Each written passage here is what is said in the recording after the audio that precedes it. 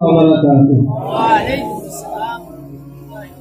إن الحمد لله حمدا ولك الشكر شكرا والصلاة والسلام على رسول الله. أعوذ بالله من الشيطان الرجيم. بسم الله الرحمن الرحيم. ولله على الناس حج البيت من استطاع إليه سبيلا.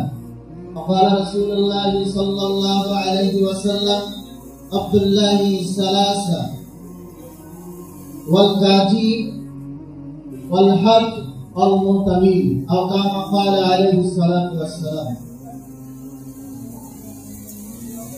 সম্মানিত আল্লাহ পাকের মেহমানগণ,